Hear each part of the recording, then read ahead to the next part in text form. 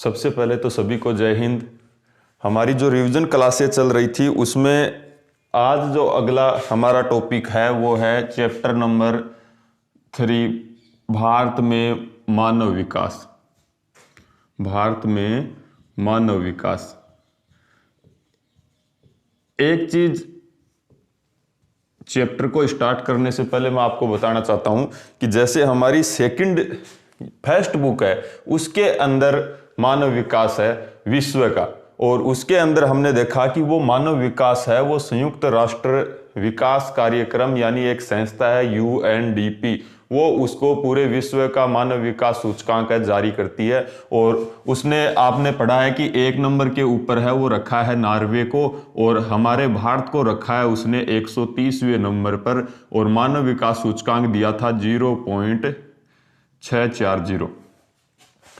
तो जैसे विश्व के ऊपर UNDP जो संस्था है विश्व के अलग अलग देशों का मानव विकास सूचकांक जारी करती है, और मानव विकास सूचकांक है वो आपको पता है पॉइंटों में, जिसको 1 नंबर मिल गया वो पूर्ण हो गया। आज तक किसी देश को 1 नंबर मिला नहीं है। एक तो ये बात। तो इसी प्रकार जो भारत है इसने भी अपने अलग अलग राज्यों या जो अन्य जो देश हैं वो भी अपने राज्यों के मध्य है वो मानव विकास सूचकांक को देखते हैं कि कौन सा राज्य अच्छा कार्य कर रहा है, किस राज्य के अंदर मानव विकास सूचकांक है वो निम्न है। तो इसी प्रकार फिर हमारे भारत के अंदर भी है अलग अलग राज्यों का मानव विकास है सूचकांक के आंकड़े दिए जाते हैं। तो इसी को हम इस चैप्टर में आगे पढ़ेंगे। सबसे पहले देखा जाए कि भारत में मानव विकास सूचकांक की बात की जाए, जिसको हम बोल सकते हैं नेशनल ह्यूमन डेवलपमेंट रिपोर्ट, राष्ट्रीय मानव विकास सूचकांक। और भारत में इस मानव विकास सूचकांक को जो जारी करता है वो संस्था है नीति आयोग। जैसे आपने पढ़ा कि विश्व स्तर के ऊपर UNDP है, वैसे ही भारत में है नीति आयोग। और आप सबको पता है कि ये नीति आयोग तो 1 जनवरी 2014 को नाम आया था। इससे पहले इसको योजना आयोग के नाम से जाना जाता था। इससे पहले नीति आयोग का नाम था योजना आयोग। 1 जनवरी 2014 को इसका नाम कर दिया गया नीति आयोग। तो यही जो वो संस्था है जो भारत के अंदर मानव विकास सूचकांक क्या करती है, जारी करती है। हम इस संस्था के अनुसार जो 2011 और 12 के आंकड़े हैं, 2011 और 12 में जब इस संस्था ने भारत का राज्यों का जो मानव विकास सूचकांक दिया उसको देखें तो इसने 1 नंबर पर रखा था केरल को। भारत में सबसे ज्यादा मानव विकास सूचकांक वाला राज्य है केरल, और केरल का मानव विकास सूचकांक था 0.790। दूसरे स्थान पर इसने रखा था दिल्ली को, और दिल्ली के मैं मानव विकास सूचकांक की बात करूं तो दिल्ली का मानव विकास सूचकांक था 0.750। और तीसरे स्थान पर इस संस्था ने रखा था हिमाचल प्रदेश को। तो ये भारत के वो 3 राज्य हैं जो टॉप 3 में आते हैं। 1 नंबर पे केरल है, दूसरे पे दिल्ली है, और तीसरे पे कौन सा है, हिमाचल प्रदेश। हमारे राजस्थान की मैं बात करूं तो राजस्थान का नंबर आता है 17वां नंबर। हमारा राजस्थान है वो 17वें नंबर पर है। और राजस्थान के अगर मैं मानव विकास सूचकांक की बात करूं तो 0.434 या 0.434 या 0.434। तो राजस्थान का नंबर 17वां है। अब मैं अंतिम पायदान पे बात करूं तो अंतिम पायदान 23वें नंबर पे जो राज्य आता है उस राज्य का नाम है छत्तीसगढ़। और यहां आपको मैं एक चीज क्लियर कर देना चाहता हूं।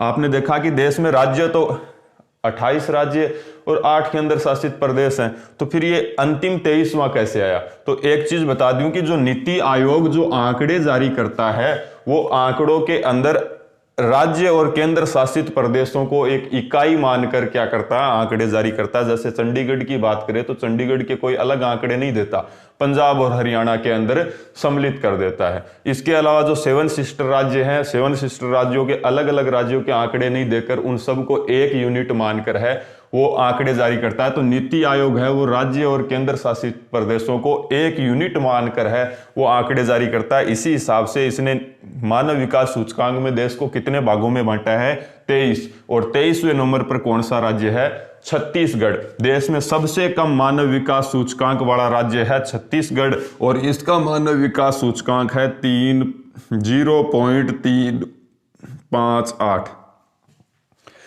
इससे पहले मैं बात करूं 22 नंबर की, तो 22 नंबर के ऊपर आपका राज्य आता है उड़ीसा। उड़ीसा, तो ये देश में कुछ राज्यों का मानव विकास सूचकांक है। 1 नंबर पे केरल है और अंतिम स्थान पर छत्तीसगढ़ है। हमारे राजस्थान का है वो 17वां नंबर है। केरल का मानव विकास सूचकांक कितना है, 0.790, और छत्तीसगढ़ का कितना है, 0.358। यहां से एनसीईआरटी एक प्रश्न पूछ सकती है। प्रश्न ये पूछ सकती है कि जो केरल राज्य है वो टॉप स्थान पर है और छत्तीसगढ़ निम्न स्थान पर यानी निचले स्थान पर है, तो इसका क्या कारण है। तो इसका ये कारण है, आप केरल के बारे में जानते हो और जब आपका कोर्स हो चुका है, रिवीजन चल रहा है, तो आप इसके बारे में पक्का जानते हो कि केरल है वो शिक्षा की दृष्टि से अव्वल, शिक्षा में अव्वल होने के कारण, शिक्षा में अग्रणी होने के कारण केरल को 1 नंबर, या आप कह सकते हो कि 100% शिक्षा हेतु कार्य करने, लगभग 100% शिक्षा हेतु कार्य करने के कारण केरल को 1 नंबर दिया गया है। लगभग 100% शिक्षा हेतु किए गए प्रयासों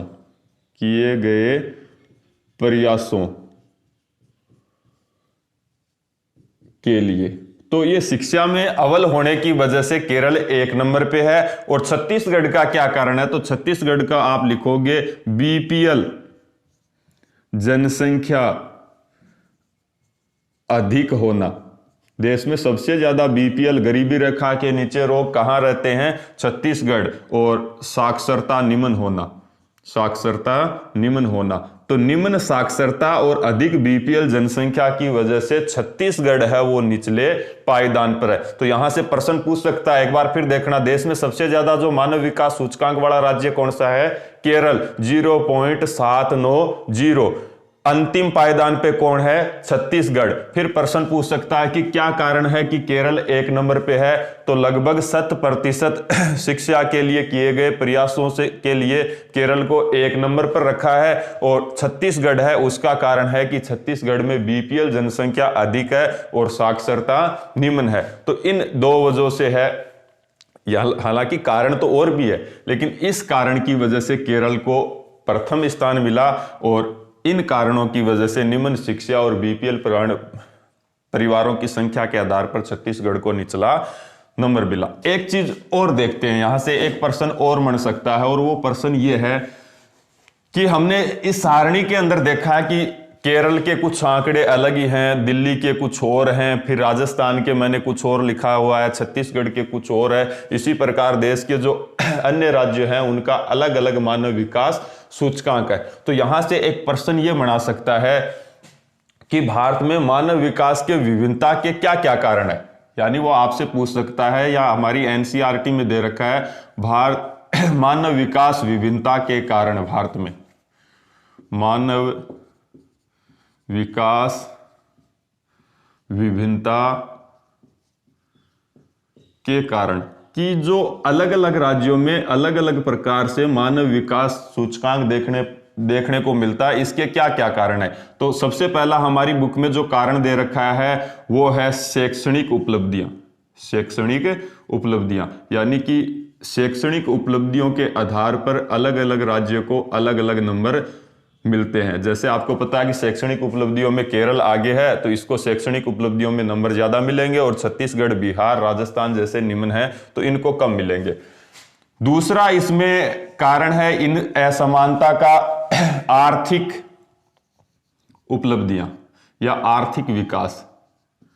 आर्थिक विकास में आप देखोगे कि छत्तीसगढ़, झारखंड, उड़ीसा, बिहार जैसे राज्य पिछड़े हुए हैं, जबकि महाराष्ट्र हो गया, केरल हो गया, कर्नाटक हो गया, ऐसे राज्य हैं वो आपको पता है आर्थिक दृष्टि से दिल्ली हो गया सुदृढ़ है। तो इस आधार पर भी अंतर पाया जाता है। तीसरा इस विभिन्नता का जो कारण है वो है सामाजिक व राजनीतिक कारक। सामाजिक व राजनीतिक कारक। सामाजिक व राजनीतिक कारक कैसे? अगर किसी क्षेत्र के अंदर लोगों में शिक्षा का अभाव है, वहां की जनसंख्या कम शिक्षित है, राजनीतिक जो सरकारें हैं वो वहाँ विकास की गति धीमी है, तो उस राज्य को कम नंबर मिलता है। और जो शिक्षा की दृष्टि से और राजनीतिक क्षेत्र में विकास कार्यों की दृष्टि से अग्रणी है, तो वहाँ आपको पता है उनको मानव विकास सूचकांक में अग्रणी रखा जाता है। और चौथा जो हमारी बुक ने लिखा है विभिन्नता के कारण में, वो है नियोजित विकास। नियोजित विकास यानी उस क्षेत्र के अंदर विकास जो वहां की गवर्नमेंटें हैं वो विकास किस प्रकार से कर रही है, तो वो भी मापदंड रखा जाता है। तो मानव विकास की विभिन्नता के कारण आपसे पूछ लिया जाए तो कौन से कारण है? 4, शैक्षणिक उपलब्धियां, आर्थिक विकास, सामाजिक व राजनीतिक उपलब्धियां और नियोजित विकास। इनके आधार पर इन राज्यों में अलग अलग प्रकार का मानव विकास सूचकांक देखने को मिलता है। एक बार फिर से देखना छोटे प्रश्नों को कि भारत में जो मानव विकास सूचकांक की रिपोर्ट है वो कौन जारी करता है? नीति आयोग। और पहले इस नीति आयोग का क्या नाम था? योजना आयोग। देश में सबसे अधिक मानव विकास सूचकांक वाला राज्य कौन सा है? केरल। और केरल प्रथम स्थान पर होने का क्या कारण है? तो आप लिखोगे एक कारण में, वैसे तो बहुत कारण है लेकिन मुख्य जो एक कारण है वो है 100% शिक्षा हेतु किए गए प्रयास। फिर बात आती है कि निचले पायदान पे कौन है? छत्तीसगढ़। और छत्तीसगढ़ का मानव विकास सूचकांक कितना है? 0.358। और फिर प्रश्न पूछ सकता है कि क्या कारण है कि छत्तीसगढ़ देश में सबसे निचले पायदान पर है? तो आप लिखोगे बीपीएल जनसंख्या अधिक होना और साक्षरता निम्न होना। इन दोनों कारणों से छत्तीसगढ़ निचले स्थान पर है। फिर प्रश्न पूछ सकता है कि केरल से लेकर छत्तीसगढ़ तक हम देखते हैं तो अलग अलग राज्यों का अलग अलग मानव विकास सूचकांक है, उसके इस अलग होने के क्या कारण है या इस विभिन्नता के क्या कारण है? तो आप लिखोगे शैक्षणिक उपलब्धियां, आर्थिक विकास, सामाजिक व राजनीतिक विकास और नियोजित जो विकास है, इनके आधार पर ये मानव विकास सूचकांक क्या पाया जाता है? अलग अलग पाया जाता है। अब हम आगे देखते हैं मानव विकास के महत्वपूर्ण सूचक। सूचक का मतलब होता है कि ऐसे आंकड़े जिसके आधार पर, ऐसी सूचनाएं जिनके आधार पर हम मानव विकास को निर्धारित करते हैं, उनके आधार पर हम उन चीजों को देखते हैं और संबंधित राज्य का मानव विकास है रिपोर्ट जारी करते हैं। तो मानव विकास के सूचक में हम देखें मानव विकास के महत्वपूर्ण सूचक। महत्वपूर्ण सूचक, मैं मानव विकास के महत्वपूर्ण सूचकों की बात करूं तो हमारी बुक के अंदर 3 महत्वपूर्ण सूचक है। सबसे पहले आता है आर्थिक उपलब्धियों का सूचक। सबसे पहले आता है आर्थिक उपलब्धियों का सूचक। दूसरा जो हमारी बुक ने दे रखा है वो है स्वस्थ जीवन का सूचक। स्वस्थ जीवन का सूचक। और तीसरा जो महत्वपूर्ण सूचक है वो है सामाजिक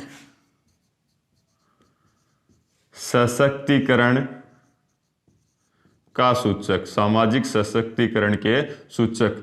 तो मानव विकास के महत्वपूर्ण सूचक कितने हैं? 3। आर्थिक उपलब्धियों के सूचक, स्वस्थ जीवन के सूचक और सामाजिक सशक्तिकरण के सूचक। कहने का मतलब जो मानव विकास सूचकांक देश में जारी किया जाता है उसके लिए कौन कौन सी सूचनाएं जुटाई जाती है? तो एक तो आर्थिक सूचनाओं के ऊपर, दूसरा स्वास्थ्य की सूचनाएं और तीसरा सामाजिक सशक्तिकरण, समाज कितना सुदृढ़ है, इन सब को देखकर है वो मानव विकास रिपोर्ट जारी की जाती है। तो यहां हमारी बुक ने लिखा है मानव विकास के महत्वपूर्ण सूचक कौन कौन से हैं? आर्थिक उपलब्धियों के सूचक, स्वस्थ जीवन के सूचक, सामाजिक सशक्तिकरण के सूचक। तो ये 3 सूचक है और इन 3 सूचकों के बारे में हम आगे पढ़ते हैं। सबसे पहले हमारा आता है आर्थिक उपलब्धियों के सूचक। देखते हैं कि आर्थिक उपलब्धियों के सूचक में किन किन चीजों को रखा गया है और इसके अंदर क्या है। तो सबसे पहले देखते हैं आर्थिक उपलब्धियों के सूचक। आर्थिक उपलब्धियों के सूचक निकालने के लिए देखा जाता है कि संसाधनों तक लोगों की पहुंच कितनी है। संबंधित राज्य में संसाधनों तक, संसाधन मतलब उस राज्य के जो कृषि, खनिज जो आप जानते हो, उन तक लोगों की पहुंच कितनी है। तो संसाधनों तक सभी की पहुंच, सभी की पहुंच। दूसरा जो इसके अंदर रखा जाता है वो रखा जाता है जीडीपी, यानी राज्य की सकल घरेलू उत्पाद। जीडीपी, उस राज्य की जीडीपी कितनी है, वो राज्य कितना पैसा कमाता है अपने संसाधनों के ऊपर। तीसरा वहां देखा जाता है उस राज्य की प्रति व्यक्ति आय, प्रति व्यक्ति आय कि संबंधित राज्य में प्रति व्यक्ति आय कितनी है। और चौथी चीज देखी जाती है वहां आवास, परिवहन, आवास की सुविधा, परिवहन की सुविधा, इसके अलावा शुद्ध जल आदि की जो सुविधाएं हैं उनको भी आधार माना जाता है। तो आप देखोगे कि मानव विकास के जो आर्थिक उपलब्धियों के सूचक है उसमें संसाधनों तक सभी की पहुंच, जीडीपी, प्रति व्यक्ति आय, इसके अलावा उपभोक्ता व्यय, आवास और परिवहन तथा शुद्ध जल की पहुंच, इनको देखा जाता है। उपभोक्ता व्यय,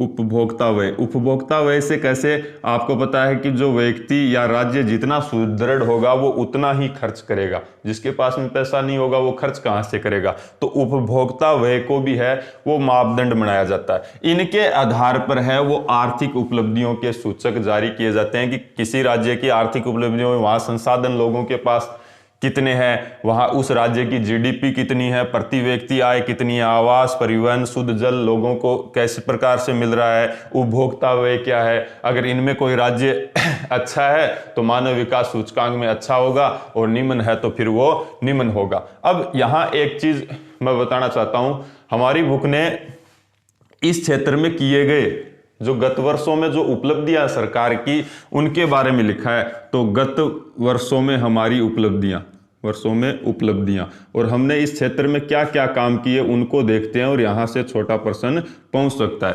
तो गत वर्षों में उपलब्धियां, तो एक चीज तो गवर्नमेंटों ने यह की कि प्रति व्यक्ति जो आय थी, आपको पता है आजादी के समय देश की हालत खराब थी, अंग्रेज लूटकर चले गए थे, तो भूखमरी थी देश में। प्रति व्यक्ति आय में वृद्धि, आय में वृद्धि। और दूसरा हमने उपभोक्ता व्यय में भी वृद्धि कर दी। जब लोगों के पास में पैसा आएगा तो अपने आप आपको पता है वो व्यय तो करेंगे, तो उपभोक्ता व्यय में वृद्धि। तो दो चीज गवर्नमेंट ने यह की कि आजादी के बाद में जो प्रति व्यक्ति आय थी उसमें वृद्धि कर दी और उपभोक्ता व्यय था उसके अंदर क्या कर दी, वृद्धि कर दी। एक चीज और की कि जो बीपीएल जनसंख्या, आपको पता था कि उस समय तो देश गरीबी रेखा के नीचे ही था, तो बीपीएल जनसंख्या में भी क्या की, कमी की गई। तो बीपीएल जनसंख्या में कमी। अब हम नीति आयोग की रिपोर्ट देख लेते हैं 2011 और 12। 2011 और 12 की रिपोर्ट के अनुसार सरकार कह रही है कि हमने बीपीएल जनसंख्या में कमी की। वास्तव में कमी तो की, लेकिन 2011 की जो जनगणना जो रिपोर्ट है मानव विकास सूचकांक की, उसके अनुसार देश में आज भी बीपीएल परिवारों की संख्या 21.9% है, यानी 21.9%, 1/4 जनसंख्या लगभग आज भी गरीबी रेखा के नीचे है। और इसको भी मैं अगर देखूं ग्रामीण और शहरी क्षेत्रों में, तो ग्रामीण क्षेत्रों में इसका प्रतिशत है 25.9% और शहरी क्षेत्र के अंदर है ये 13.7%। तो आप देखोगे कि गांवों की तो और ज्यादा हालत क्या है, खराब है। हाँ, ये जरूर है कि आजादी के बाद में सरकार ने बीपीएल जनसंख्या में कमी की, लेकिन 2011 और 12 के आंकड़े हम देखते हैं तो देश में आप देखोगे कि 21.9% लगभग 1/4 जनसंख्या आज भी गरीबी रेखा के नीचे है, और ग्रामीणों में तो ये पूरी 25.9 और शहरों में 13.7% है। यहां भी हम बात करें राज्यों के अनुसार तो आप देखोगे कि सर्वाधिक जो बीपीएल परिवार जिस राज्य में है, सर्वाधिक बीपीएल वो है छत्तीसगढ़ में, और छत्तीसगढ़ में आप देखोगे कि लगभग 39 कुछ प्रतिशत है, यानी लगभग 91% है। 39.91% मैं बोल सकता हूं कि लगभग 40% जनसंख्या छत्तीसगढ़ की है वो बीपीएल परिवारों की है, यानी गरीबी रेखा से नीचे लोग रहते हैं। 39.93%।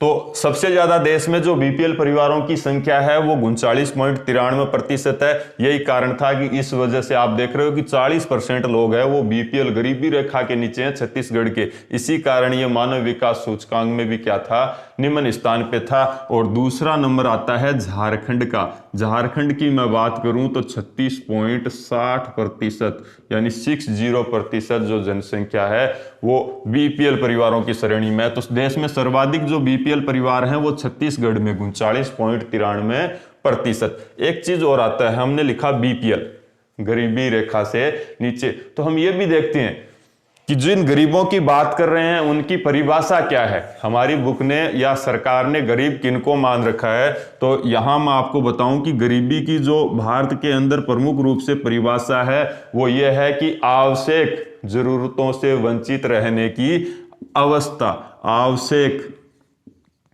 जरूरतों को पूरा नहीं कर पाना, जरूरतों से वंचित रहने की अवस्था, वंचित रहने की अवस्था।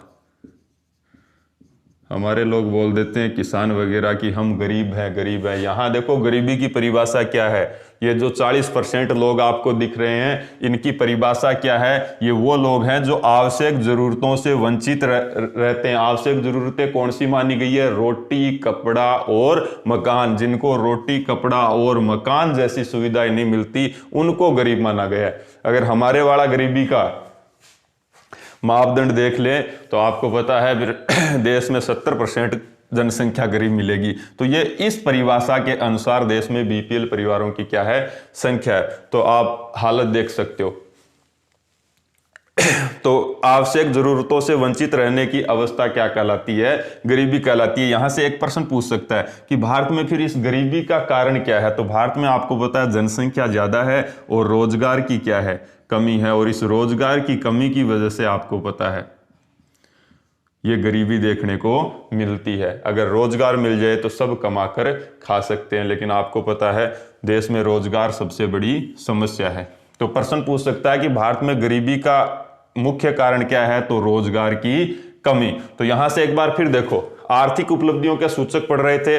आर्थिक उपलब्धियों के सूचक में किन किन को रखा जाता है, संसाधनों तक सभी की पहुंच, जीडीपी, प्रति व्यक्ति आय, आवास, परिवहन, शुद्ध जल की सुविधा, उपभोक्ता व्यय आदि को रखा जाता है। फिर हमने उपलब्धियां देखी तो देखा कि प्रति व्यक्ति आय और उपभोक्ता व्यय में वृद्धि हुई है, और बीपीएल जनसंख्या को सरकारों ने क्या किया है, कम किया। 2011 के आंकड़े जब हमने देखे तो देश में आज भी बीपीएल जनसंख्या है वो 21.9% है। इसमें भी ग्रामीण क्षेत्र में सबसे ज्यादा 25.9 और शहरी क्षेत्र में 13.7। फिर बात की जाए भारत में गरीबी की क्या परिभाषा है, तो आवश्यक जरूरतों से वंचित रहने की अवस्था को क्या कहा गया है, गरीबी कहा गया। और भारत में गरीबी का एक प्रमुख कारण क्या है, रोजगार की कमी। तो यहां से कोई छोटा प्रश्न पूछ सकता है। सबसे पहले तो छोटा प्रश्न ये, देश में बीपीएल परिवारों की संख्या कितनी है, 21.9। ग्रामीण क्षेत्रों में कितनी है, 25.9। देश में सर्वाधिक बीपीएल जनसंख्या किस राज्य की है, छत्तीसगढ़ की, और कितनी है, 39.93।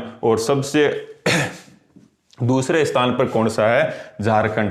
तो हमारा रिवीजन चल रहा है तो हम थोड़ा जल्दी करेंगे, ये आपको समझ में आ गया होगा। अगला हम देखते हैं आर्थिक विकास के सूचकों के बाद में आता है स्वस्थ जीवन के सूचक। स्वस्थ जीवन के सूचक दूसरा जो है वो है स्वस्थ जीवन के सूचक। इसके अंदर देखो क्या रखा जाता है, स्वस्थ जीवन के सूचक। सबसे पहले तो हम देखते हैं कि स्वस्थ जीवन के सूचक का मतलब क्या होता है। तो स्वस्थ जीवन जो के सूचक है, इसका मतलब होता है रोग व पीड़ा मुक्त जीवन। रोग व पीड़ा मुक्त जीवन। अरे स्वस्थ जीवन तो वही होगा जो व्यक्ति बीमार नहीं होगा, स्वस्थ होगा। रोग व पीड़ा मुक्त जीवन, और दूसरे शब्दों में से हम बोल सकते हैं दीर्घ आयु। दीर्घ आयु। तो यहां स्वस्थ जीवन का मतलब है रोग व पीड़ा मुक्त जीवन या दीर्घ आयु से है। और इसके लिए स्वस्थ जीवन या रोग व पीड़ा मुक्त या दीर्घ आयु को निकालने के लिए किन किन चीजों का मापन किया जाता है, तो इसके मैं मापक की बात करूं। रोग व पीड़ा मुक्त जीवन और दीर्घ आयु को पहचानने के लिए क्या क्या मापक किए जाते हैं, तो इसके अंदर सबसे पहले तो रखा जाता है शिशु मृत्यु दर। यानी जो शिशु मृत्यु दर है, जन्म के समय जो बच्चों की मृत्यु हो जाती है, उसको आधार माना गया है, शिशु मृत्यु दर। दूसरा मातृ मृत्यु दर, प्रसव पीड़ा के समय जो महिलाओं की मृत्यु हो जाती है उसको भी इस आंकड़ों में सम्मिलित किया जाता है, तो मातृ मृत्यु दर। और तीसरा रखा जाता है जीवन प्रत्याशा।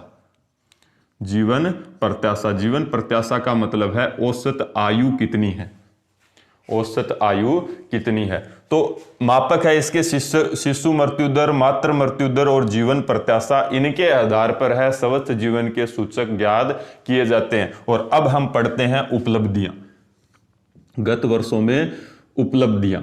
देखते हैं कि हमारी सरकारों ने क्या क्या काम किए। तो हमारी सरकार बोल रही है उपलब्धियों के अंदर कि हमने इन तीनों चीजों को, अगर 1951 में हमें अंग्रेज जो देश देकर गए थे उसमें हमने विकास कर करके जो आंकड़े हैं वो बताएं। तो सबसे पहले शिशु मृत्यु दर को हम देखते हैं, शिशु मृत्यु दर इस सारणी के माध्यम से। दूसरा मातृ मृत्यु दर, और तीसरा है जीवन प्रत्याशा। और जीवन प्रत्याशाओं में अलग अलग देखते हैं पुरुष और महिलाओं की। इस सारणी का जो कंपैरिजन है वो 1951 के आंकड़ों से किया गया है 2015 के साथ। और 1951 के आंकड़ों में हम देखें और 1000 व्यक्तियों के ऊपर, कितने पर है, 1000 व्यक्तियों प्रति 1000 के ऊपर ये आंकड़े जारी किए गए। शिशु मृत्यु दर की मैं बात करूं तो जब देश आजादी के समय देखा जाए तो 25.1%, यानी प्रति 1000 के ऊपर लगभग 25 शिशुओं की क्या हो जाती थी, मृत्यु। अगर 1000 बच्चे जन्म रहे हैं तो 25 बच्चों की क्या हो जाती थी, मृत्यु। गवर्नमेंट कह रही है कि 2015 तक हमने 6.5 6.5 कर दिए। अब हम मरने तो देते हैं लेकिन 6.5 घटाकर कितने कर दिए, 6.5। मातृ मृत्यु दर की मैं एक चीज, शिशु मृत्यु दर नहीं मातृ मृत्यु दर की बात कर रहा हूं। शिशु मृत्यु दर की बात की जाए तो शिशु मृत्यु दर 1951 में था 148 और गवर्नमेंट कह रही है कि हमने इसको घटाकर कर दिया 37। कितना कर दिया, 37। कि 1951 में 1000 बच्चों के ऊपर 148 बच्चों की क्या हो जाती थी, मृत्यु, जिसको हमने घटाकर कितना कर दिया, 37। मातृ मृत्यु दर की मैं बात करूं तो 1951 के लगभग मातृ मृत्यु दर था 25.1, यानी कि 1000 महिलाओं के ऊपर बच्चा जन्म देते समय लगभग 25 महिलाओं की मृत्यु हो जाती थी, जिसको हमने घटाकर कर दिया 6.5। और फिर जीवन प्रत्याशा की बात की जाए तो आजादी के समय जो पुरुषों की जीवन प्रत्याशा थी वो 37.1, यानी औसत आयु थी 37.1, और महिलाओं की औसत आयु थी 36.2। तो महिलाओं की थी 36.2%। अब सरकार कह रही है कि 2015 के अंदर हमने पुरुषों की तो जो औसत आयु थी 37.1, इसको बढ़ाकर हमने कर दिया है 66.9 वर्ष, और जो महिलाओं की थी 36.2, उसको कर दिया है 70 वर्ष। तो यहां आप देखोगे कि औसत आयु के अंदर क्या कर दी है, वृद्धि, जिसके बहुत सारे कारण है, लेकिन हम इस सारणी के अनुसार देखते हैं कि 1951 में जो शिशु मृत्यु दर था वो कितना था, 148, और 2015 में वो घटकर कितना हो गया, 37 प्रति 1000 पर। मातृ मृत्यु दर कितनी थी, 25.1, जो 2015 में घटकर कितना हो गया, 6.5। और आजादी के समय जो जीवन प्रत्याशा थी पुरुषों की वो थी 37.1, यानी पुरुषों की औसत आयु थी 37.1, जिसको हमने अभी चिकित्सा सुविधा आदि व्यवस्थाओं से बढ़ाकर 66.9, और महिलाएं आजादी के समय पुरुषों से भी कम थी 36.2। तो सरकार कह रही है कि महिलाओं को हमने पुरुषों से भी आगे पहुंचा दिया, लगभग उनकी औसत आयु है 70 वर्ष। तो ये हमारे कुछ सरकार की उपलब्धियां। तो देखो, स्वस्थ जीवन सूचक का क्या मतलब है, रोग व पीड़ा मुक्त जीवन या दीर्घ आयु। इन रोग व पीड़ा मुक्त जीवन या दीर्घ आयु को नापने के लिए किस किस को नापा जाता है, तो शिशु मृत्यु दर, मातृ मृत्यु दर और जीवन प्रत्याशा। फिर हमारी उपलब्धियां क्या है, तो ये हमारी उपलब्धियां है कि 1951 में जो आंकड़े बहुत अधिक थे उनको हमने 2015 तक घटाते घटाते इन चीजों पर क्या किया है, कंट्रोल किया है। तो आप देखोगे जीवन प्रत्याशा के अंदर मातृ मृत्यु दर और शिशु मृत्यु दर में हमने क्या की है, कमी की है। अगला जो सूचक आता है वो आता है सामाजिक सशक्तिकरण का सूचक। और इस सामाजिक सशक्तिकरण के सूचक में हम देखते हैं कि किन किन चीजों को रखा जाता है। तो तीसरा महत्वपूर्ण सूचक है सामाजिक सशक्तिकरण का सूचक। इस सूचक के अंदर हम देखें तो सामाजिक सशक्तिकरण सूचक के अंदर जिन चीजों को रखा जाता है उसके अंदर दासता, अज्ञानता, निरक्षरता, इन चीजों को मापन किया जाता है। यानी दासता, अज्ञानता, निरक्षरता, भूख और गरीबी, इनके आधार पर समाज का जो सशक्तिकरण है उसको देखा जाता है। अब आप सबको पता है दासता, अज्ञानता, निरक्षरता, भूख और गरीबी, इन सब को मिटाने की एक ही दवा है और वो दवा है शिक्षा।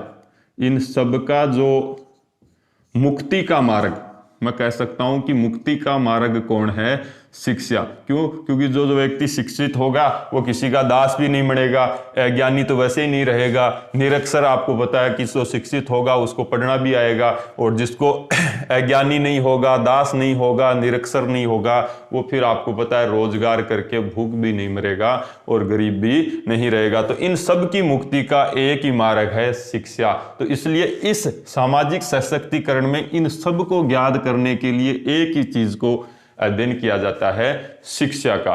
तो क्योंकि मुक्ति का मार्ग आप देखोगे ये सब चीजें किससे दूर होगी, शिक्षा से। तो इसलिए इसको जानने के लिए है वो देश का क्या निकाला जाता है, संबंधित देश या राज्य का क्या निकाला जाता है, साक्षरता निकाली जाती है।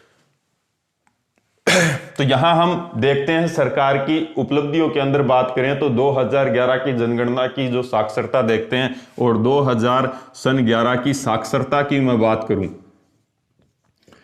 साक्षरता के आंकड़े हम देखें तो 2011 में जो भारत की साक्षरता है, हम हमारे देश को लेते हैं, भारत की साक्षरता है वो 74.04% है। यहाँ एक चीज और है, हम महिला साक्षरता और देखते हैं। हमारी एनसीईआरटी में महिला साक्षरता भी साथ में दी हुई है, क्योंकि हमारा राजस्थान उसमें सबसे पिछड़ा हुआ है। तो देश में जो महिला साक्षरता दर है वो 65.46%, और जो पुरुष साक्षरता है वो 89% के लगभग है। तो भारत में आप देखोगे कि कुल साक्षरता 74.04% और महिला साक्षरता है 65.46%। यह तो देश की बात हुई, लेकिन मैं बात करूं अग्रणी राज्य कौन सा है, तो अग्रणीय राज्य के अंदर आता है केरल। और केरल का जो साक्षरता प्रतिशत है वो आप देखोगे कि कुल साक्षरता के अंदर 93.91%। केरल की कुल साक्षरता है 93.91%, और इसकी महिला साक्षरता की बात करूं तो 91.58%। महिला साक्षरता में है ये 91.98, 91.9 या 98%। तो प्रथम स्थान पर देश में कौन है? केरल। दूसरे स्थान की मैं बात करूं तो दूसरे स्थान पर आता है मिजोरम। दूसरे स्थान पर जो राज्य है वो मिजोरम है। लेकिन मैं बात करूं अंतिम स्थान पर, तो शिक्षा की दृष्टि से आप देखोगे कि अंतिम स्थान पर देश में है बिहार।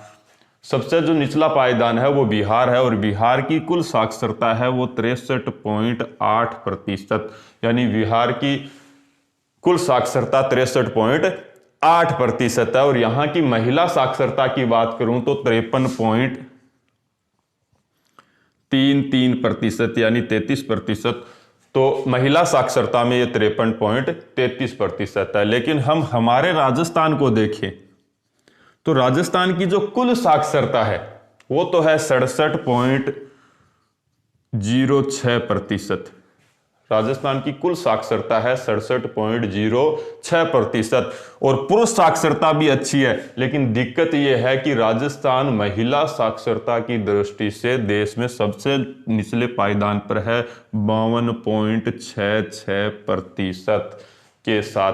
तो यहां आप देखोगे कि देश में साक्षरता की बात की जाए तो भारत की कुल साक्षरता है 74.04%, और भारत में महिला साक्षरता है 65.46%। सबसे ज्यादा साक्षरता की दृष्टि से अग्रणी राज्य है केरल 93.91। सबसे निचले पायदान पर कौन है? बिहार 63.8%। और याद रखने के लिए बात जरूरी है कि महिला साक्षरता की दृष्टि से कौन सा राज्य है सबसे निचले पायदान पर? तो हमारा राजस्थान 52.66%। तो ये थे सामाजिक सशक्तिकरण के सूचक, जिसके अंदर आपको पता है कि नापने के लिए साक्षरता को रखा जाता है। और ये साक्षरता के आंकड़े हैं। भारत की साक्षरता, कुल साक्षरता है 74.04%। देश में अव्वल साक्षरता की दृष्टि से राज्य है केरल 93.91% के साथ। सबसे निचले पायदान पर है बिहार 63.8% के साथ। और महिला शिक्षा में सबसे नीचे है राजस्थान 52.66%। तो ये हमारे थे मानव विकास के कुछ महत्वपूर्ण सूचक, जिसमें हमने आर्थिक उपलब्धियों के सूचक पढ़े, जिसमें देखा कि देश में बीपीएल जनसंख्या कितनी है। और फिर हमने देखा स्वस्थ जीवन के सूचक, जिसमें हमने शिशु मृत्यु दर, मातृ मृत्यु दर और जीवन प्रत्याशा के बारे में पढ़ा। और अब हमने पढ़ा सामाजिक सशक्तिकरण के सूचक, जिसमें हमने साक्षरता के आंकड़े देखे। अगला हमारी बुक में हम देखेंगे तो हमें जो स्वस्थ जीवन के सूचक है उसी के अंदर भारत ने स्वच्छता के ऊपर ध्यान देते हुए एक योजना है भारत सरकार की, वो है स्वच्छ भारत मिशन। हम उसको देखते हैं। स्वच्छ भारत मिशन क्या है, इसके बारे में से आपसे प्रश्न पूछ सकता है। स्वच्छ भारत मिशन, तो ये स्वच्छ भारत मिशन है 2 अक्टूबर के समय आपको पता है कि नरेंद्र मोदी सरकार है, उसने देश को प्रदूषण से मुक्त करने के उद्देश्य से एक मिशन या योजना चलाई, स्वच्छ भारत मिशन। और सबसे बड़ा स्वच्छता का कार्यक्रम है ये। तो इसका आप लिख सकते हो, भारत सरकार ने देश को प्रदूषण से मुक्त करने के लिए, प्रदूषण से मुक्त करने के उद्देश्य से किसको आरंभ किया? स्वच्छ भारत मिशन। और इस स्वच्छ भारत मिशन में मैं बात करूं तो 4 प्रमुख रूप से इसके उद्देश्य की बात कर ली जाए तो इसके क्या उद्देश्य हैं? तो स्वच्छ भारत मिशन के उद्देश्य की बात करूं तो 4 प्रमुख उद्देश्य है। सबसे पहला आता है खुले में शौच से मुक्त। देश को खुले में शौच से मुक्त, जो लोटा लेकर बोतल लेकर जाते थे ना, उन पर पाबंदी लगाना। तो खुले में शौच से मुक्त पहला जो उद्देश्य है। और इसके लिए देखो क्या क्या काम किए जा रहे हैं। एक तो घरों में शौचालय का निर्माण। सभी को आपने देखा होगा कि पंचायतों में जिसके शौचालय नहीं है उसके 12-12 हजार रुपए आते हैं। तो घरों में शौचालय का निर्माण, इसके लिए गवर्नमेंट पैसे देती है पंचायतों को, घरों में शौचालय का निर्माण। और ये तो आप सबके आए होंगे, शौचालय का निर्माण। तो जो कोई नया शौचालय बनाता है उसको गवर्नमेंट 12,000 रुपए तक की राशि देती है इस योजना के तहत। दूसरा इसके अंदर यह है कि सार्वजनिक शौचालयों का निर्माण, आपने देखा होगा कि ग्रामों में जो सरपंच है वो अपने गांव के जो सार्वजनिक स्थान है, स्कूल हो गई, गांव का जो मेन चौक हो गया, वहां शौचालय बना रही है बड़े बड़े, तो वो सार्वजनिक शौचालय उनका निर्माण हो रहा है। और तीसरा आपने देखा होगा कि अभी इसमें एक योजना और चल रही है, ठोस कचरे का निपटान। ठोस कचरे का निपटान यानी गांव के अंदर ईंटों का एक चेंबर नुमा गड्ढा बनाया जा रहा है जिसके अंदर कचरा डाला जाता है। तो पहला इसका उद्देश्य है खुले में शौच से मुक्त करना। इसके लिए घरों में शौचालय निर्माण के लिए सरकार राशि दे रही है, सार्वजनिक शौचालयों का निर्माण करा रही है और गांव में ठोस कचरे के निपटान जैसी समस्या के लिए क्या कर रही है, कार्य। दूसरा जो उद्देश्य है इसका, ईंधन के लिए एलपीजी की उपलब्धता। ईंधन के लिए एलपीजी यानी जो प्रदूषण का स्तर बढ़ रहा है, इस प्रदूषण के स्तर को नियंत्रण करने के लिए जो एलपीजी है उसको महत्व देने की बात कर रहे हैं। लेकिन ये आपको पता है पेट्रोलियम पदार्थ है और इसमें गवर्नमेंट को थोड़ी मुश्किल भी हो रही है महंगा होने की वजह से। तीसरा जो कार्य है शुद्ध जल, तीसरा जो उद्देश्य है शुद्ध जल की आपूर्ति, और इस पर काम हो रहा है। आपने देखा होगा कि गांवों के अंदर अभी ग्रामीण जल मिशन योजना चल रही है और वो घर घर तक शुद्ध जल पहुंचाने का काम कर रही है। कुछ गांवों में ये पाइपलाइनें गिर गई है और कुछ गांवों में गिरने वाली है। तो ये इस योजना के अंदर तीसरा जो उद्देश्य है वो शुद्ध जल की आपूर्ति है। और चौथा है पवन व सौर ऊर्जा को बढ़ावा। पवन व सौर ऊर्जा को बढ़ावा, इसके लिए भी आपने देखा होगा कि गवर्नमेंट सब्सिडी देती है। जो किसान कुएं लगाने वाले हैं उनके देखा होगा कि सौर प्लेटें दी जा रही है, तो उसका खर्चा है, कुछ सब्सिडी है वो गवर्नमेंट उठाती है ताकि वो पवन ऊर्जा और सौर ऊर्जा को क्या दे सके, बढ़ावा। तो स्वच्छ भारत मिशन को एक बार फिर से देखना। स्वच्छ भारत मिशन देश को प्रदूषण से मुक्त करने के लिए चलाया गया कार्यक्रम है। उद्देश्य क्या है, तो पहला खुले में शौच से भारत को क्या करना, मुक्त करना, जिसके लिए घरों में शौचालय का निर्माण हो रहा है, सार्वजनिक शौचालय का निर्माण हो रहा है, ठोस कचरे का निपटान का क्या हो रहा है, कार्य हो रहा है। दूसरा, ईंधन के लिए एलपीजी की उपलब्धता पर जोर दिया जा रहा है, शुद्ध जल की आपूर्ति के लिए कार्य किए जा रहे हैं और पवन व सौर ऊर्जा को बढ़ावा दिया जा रहा है। तो ये इस योजना के क्या हैं, उद्देश्य हैं। आगे इस किताब का एक महत्वपूर्ण टॉपिक बच जाता है जिसके बारे में थोड़ी सी हम चर्चा करते हैं, और वो है मानव विकास की प्रकृति को निर्धारित करने वाले कारक। मानव विकास की प्रकृति को निर्धारित करने वाले कारक, कि जो मानव विकास है उसकी जो प्रकृति है, जो मानव विकास होता है उसके ऐसे कौन कौन से कारक है या कारण है जिनके ऊपर ये दारोमदार रहता है। तो निर्धारित करने वाले कारक, और हमारी बुक ने इसमें 3 महत्वपूर्ण कारक दे रखे हैं। सबसे पहले ऐतिहासिक कारक, दूसरे जो महत्वपूर्ण कारक हैं उसमें है सामाजिक व सांस्कृतिक कारक, और तीसरे जो महत्वपूर्ण कारक हैं वो राजनीतिक कारक। तो हमारी बुक में 3 महत्वपूर्ण कारक हैं, ऐतिहासिक कारक, सामाजिक कारक और राजनीतिक कारक। इसको हम ऐसे समझ सकते हैं, ऐतिहासिक कारकों में क्या क्या आता है। ऐतिहासिक कारकों में हम इतिहास देखें तो पहले उपनिवेशवाद का दौर था, जैसे अंग्रेज, हमारा भारत अंग्रेजों का उपनिवेशित था।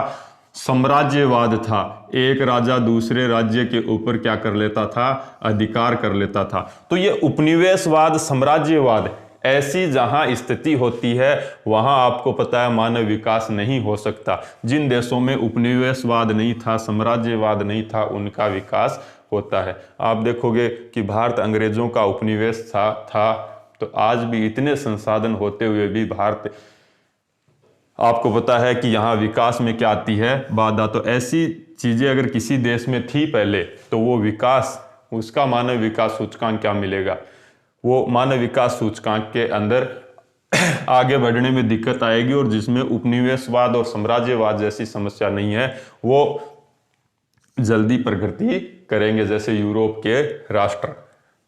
सामाजिक और सांस्कृतिक कारकों में देखें, जहां समाज में आतंकवाद जैसी घटना या गुंडागर्दी जैसी घटनाएं देखने को मिलती है, तो ऐसा समाज है वो विकास, मानव विकास की तरफ अग्रसर नहीं हो सकता। जहां शांति व्यवस्था है वहां आपको पता है कि वो मानव विकास की तरफ अग्रसर होगा। राजनीतिक कारकों में आप लिख सकते हो कि जहां जन कल्याणकारी योजनाएं और सरकार शांति व सुरक्षा या कानून व्यवस्था अच्छी होती है, वहां मानव विकास सूचकांक है वो उच्च होता है या मानव विकास उच्च होता है। और जहां शांति व्यवस्था या कानून सुचारू रूप से या योजनाएं जन कल्याणकारी योजनाओं का अभाव होता है, वहां मानव विकास निम्न देखने को मिलता है। तो ये मानव विकास की प्रकृति को निर्धारित करने वाले कारक हैं जिनको आप लिख सकते हो। सबसे पहले ऐतिहासिक कारक, दूसरे सामाजिक कारक और तीसरे राजनीतिक कारक। तो ये हमारा एक छोटा सा टॉपिक था, मानव विकास। तो इस विकास मानव विकास है, इसको हमने आज पढ़ा है। इसमें कुछ छोटे प्रश्न है जिनको आप ध्यान में रखना कि भारत में मानव विकास के आंकड़े कौन जारी करता है, तो नीति आयोग। नीति आयोग ने 1 नंबर पर किस राज्य को रखा है, केरल को, और अंतिम पायदान पर किस को रखा है, छत्तीसगढ़ को। इसके अलावा हमने छोटे मोटे आंकड़े और पढ़े, तो उन सब छोटे प्रश्नों पर आपको ध्यान देना है। तो आप सभी को जय हिंद।